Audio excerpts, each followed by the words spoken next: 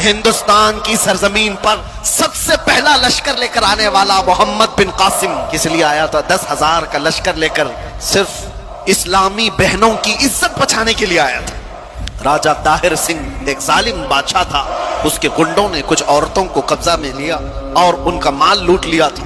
ان عورتوں نے آواز لگائی تھی کہ ہے کوئی ہمارا بھائی جو ہماری مدد کرے ہندوستان سے۔ تو اس وقت کچھ عرب کے تاجر یہاں پر تجارت کے لیے آئے تھے، انہوں نے یہ معاملہ دیکھا تو واپس جا کر گورنر جو اس وقت تھا حجاج بن یوسف، اس کے زمانے میں وہ لوگ واقعہ سنا رہے تھے، تو اسی واقعہ سنانے کے دوران دربار میں یہ نوجوان محمد بن قاسم جو بھتیجا ہے گورنر کا گزر رہا تھا، سن کر اسے بڑا شاق ہوا۔ پھر اپنے چچا سے کہا چچا جان مجھے اجازت دے، میں ہندوستان جاتا ہوں۔ تو دیکھا ہندوستان تقریباً 4,000 کلومیٹر دور ہند کی وادیاں دیکھا نہیں؟ اس نے کہا اللہ کی مدد آئے گی، میں لشکر لے کر جاؤں گا، اور وہ آیا بھی۔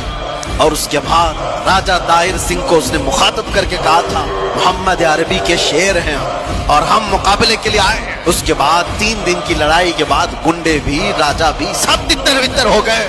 اس محمد بن قاسم نے پہلی بار پرچم اسلام لہرایا تھا، اور ہماری نئی پنڈتوں کی لکھی ہوئی کتابوں میں بھی محمد بن قاسم کی تعریف ایسی لکھی گئی ہے کہ ہم نے کسی ایسے جرنیل کو نہیں دیکھا جتنے انصاف کے ساتھ محمد بن قاسم نے اپنا پرچم لہرایا تھا، کسی پر ظلم نہیں کیا، محبتوں کے ساتھ لوگوں میں ایمان کی دعوت دی۔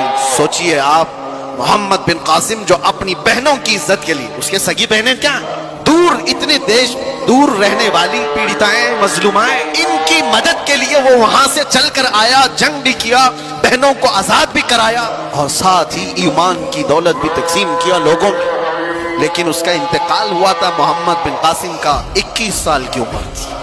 ذرا اپنے گریبان میں جھانک کر دیکھو، 21 سے گزرے ہوئے بھی ہم بہت ہیں، 21 سال کی جوانی میں جو اتنا بڑا قدم اٹھا کر آیا، اس کے پاس وقت کی قدر و قیمت۔ یہ وہ لوگ ہیں جنہوں نے دنیا میں تاریخ رقم کر دی۔ 19 سال میں تو جوان یہاں ابھی ایسے لگتے جیسے ابھی دودھ چھوڑا ہوا، جسے کچھ خبر نہیں۔